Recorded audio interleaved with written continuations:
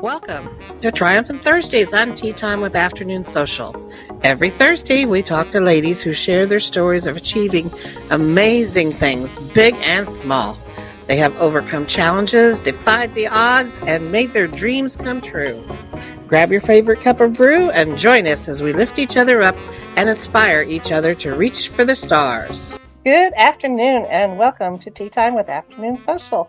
It is Triumphant Thursdays, and today we have another fabulous guest. Her name is Gina Ramsey.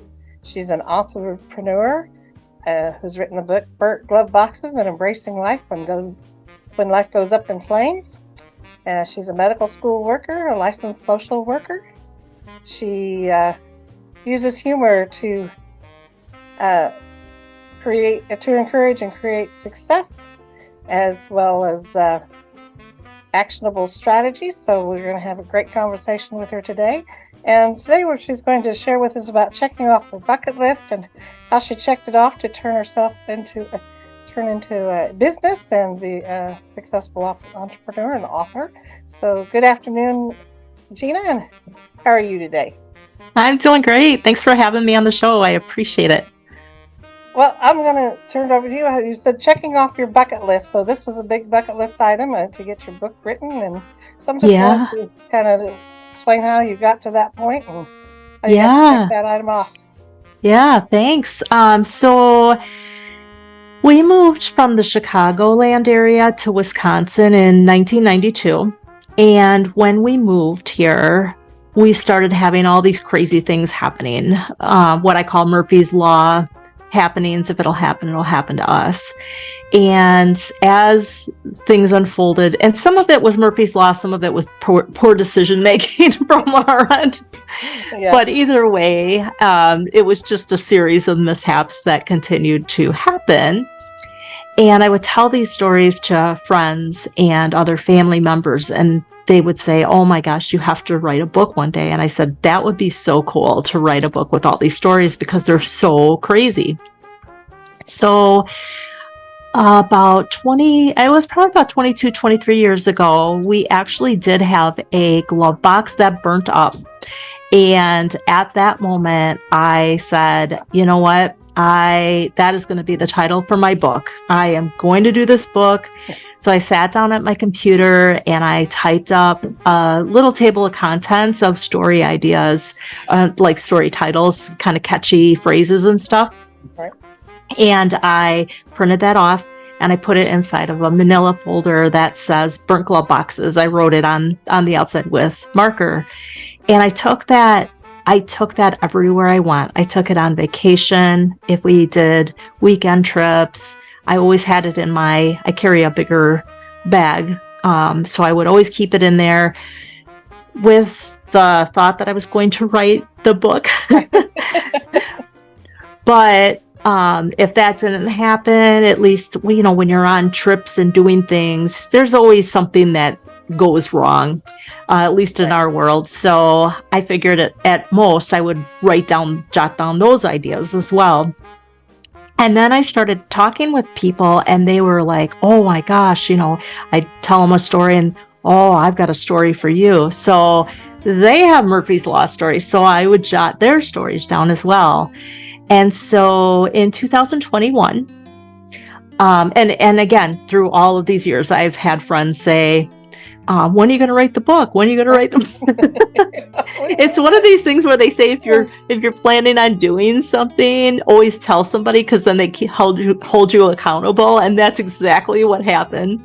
And so in November of 2021, I had a friend tell me about NaNoWriMo, which is November National Writing Month, and the goal is you write a novel in the month of November. Right. And not everybody finishes the novel or the book. I did not finish it in that month. And I always want to let other writers know that, don't be discouraged if you don't write a full book in that month, but at least you can get a good start. And that's exactly what happened with me. And so, skip forward another, 2022 spring, I signed on with the publisher, Highlander Press, and they took on my project. And here we are today. with my debut book out there, and my second book will be releasing next spring. Oh, that's great. Are you sharing the title with your new book yet, or? Well, it will be. So my transcript, we had that many stories. So my transcript was large enough for 2 books. And so the second book will come, like the second half of this will come out next spring. And then my goal from the very beginning was, wouldn't it be cool to have, similar to Chicken Soup for the Soul, the inspirational stories that they have, having a similar thing, but with burnt glove boxes, being having people submit their Murphy's Law stories. And so we'll be starting the anthology after the second book is released. That sounds like a fabulous idea, because you're going to keep that as a series. And one bucket list item became a whole journey. Yep. And I've talked about this for years, and that was my plan from the very beginning. And I'm doing it. And I think there's a lot to be said about writing it down and talking about it. And if it's something you're truly passionate about, just reaching for those dreams. And, and right now I'm helping other writers who, they want to write the book, or they have written their transcript, but they don't know where to turn next. Who do you go to for publishing? How do you market these things? So I help to get them connected with the professionals in the industry, so they can take that next step as well to get themselves published. Yeah, I'm in the same boat. I've got this book that's started, got the first 2 chapters done. then I get sidetracked and have other things to do. But I'm finding that, yes, when you target it and, like you said, hold yourself accountable, that it will get done. Yep. And I myself, I've realized that there was other things I needed to get done in place with my business before I spend time on the book. So it's not a matter of just procrastinating. It's purposeful planning. Yeah, absolutely. And that's really what happened with me. I mean, my kids were a lot younger. I mean, they're all adults now. But I never said, well, I'm going to wait until my kids grow up, or I'm going to wait until I have enough money to do it. It was just one of these things where it was still percolating there. Right. And I just so happened to become a part of a virtual networkers group, which is a bunch of women entrepreneurs. And many of them are published authors. And I was like, what? So my ears start perking up.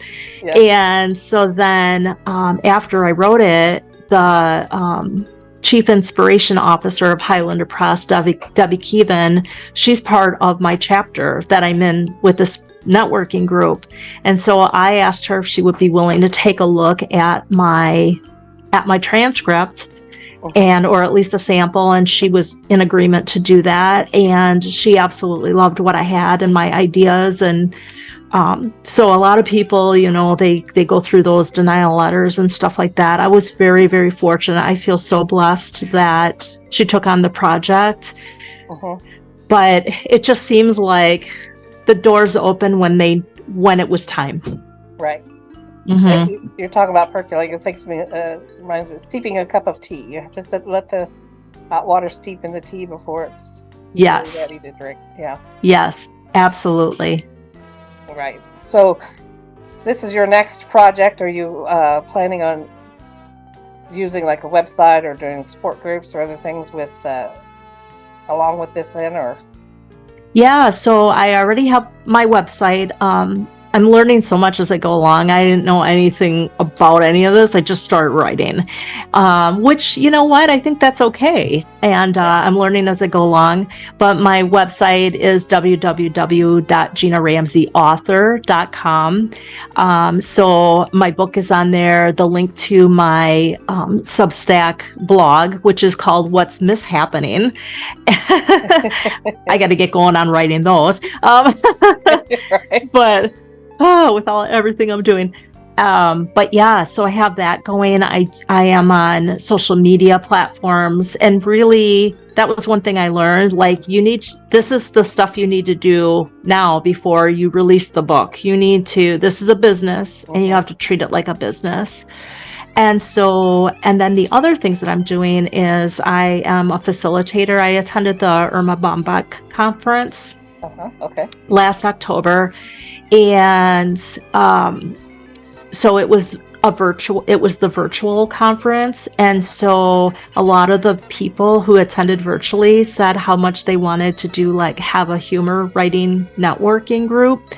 And so I'm one of 3 facilitators, and it's an national and international. We have one person from a country across seas that's in it, but it's people who have attended the Irma, and it's been wonderful. Like, we get guest speakers that talk about, we get publishers in there, marketing people, podcast people who can teach them where and how, the hows and the wheres and the whens, and then our folks have a contact person if they decide to move forward in their career with it. Well, that's fabulous. It's when you, like I said, all that planning, and it sounds like you're going to have a booming business here. I'm hoping. It would be wonderful. Yeah. And then that's the importance of checking off those bucket list items, is to just get things done. Yes. And see where to go with them. Yeah. Yeah, that's how I started mine. I accidentally fell into podcasting. I didn't even know that videos were podcasts. I love it. But it started with, I had a workbook that I said, I've got to finish something and do something. So I just finished that workbook, and well, now you need a business to sell it. And now you need all these other things. And 3 years later, I've got this big podcast and everything else going. Ta-da! You don't have any idea where your journey's going to take you. Exactly. So, well, I didn't know if you were going to leave us with any other bits of advice that you have today. Yeah, I would just say, reach for your dreams. Never give up. You're never too old. I'm, 55 now, and I mean, I don't feel like I just started. This started a long time ago, but I guess my motto is always don't go out of life with any regrets. And if writing's your thing, then yeah, write those stories down. You have so much to share with the world or with your family, whatever it is that you're doing, or even for yourself, for healing. Some people just write to heal. But I think that fulfilling those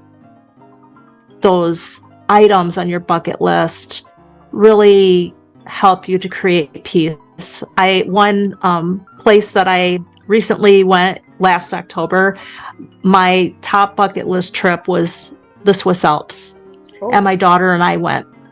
Oh. And I always had this yearning to travel, I gotta go. I have to go somewhere. I have to go. And I'll tell you, I don't know what it's about, but since I did that trip, I'm more grounded, and I don't feel this urgency, because I feel like that was my top list item and I did it. And so, do I want to travel still? Absolutely. Am I anxious about it or anything like that? No, I hugged my mountain and I'm so happy. So do your items, write your lists down, and let people know what you want to do. Fabulous. Well, thank you so much for joining us on Triumphant Thursdays. And Gina is going to be with us again tomorrow for Friends Day Fridays. And she's going to kind of talk a little bit about her hobbies and relationships and how they work together. So we will thank you for being here today, and we will see you tomorrow, Gina. Thank you so much.